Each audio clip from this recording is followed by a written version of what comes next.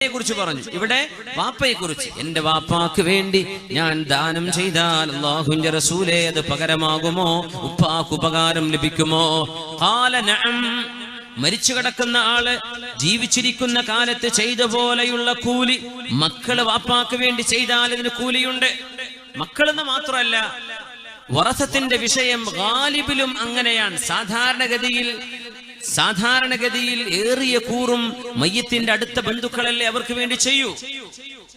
എന്നാൽ അവരല്ലാത്തവര് ചെയ്താലും അവർക്ക് കൂലി കിട്ടും എന്ന് റസൂലുള്ളാഹി സ്വല്ലല്ലാഹു അലൈഹി വസല്ലം. ഈ ഹദീസ് സ്വഹീഹ് മുസ്ലിമിലുണ്ട്. ഈ ഹദീസും കൂടെ വെച്ച് നോക്കണ്ടേ? ഒരു മനുഷ്യൻ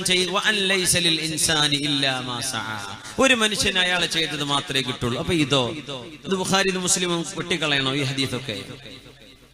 ഇസ്ലാമിന്റെ പ്രമാണങ്ങളില്ലേ ഇതൊക്കെ? സ്വഹാബിയുടെ അമൽ ദീനിന് തെളിവാണ്.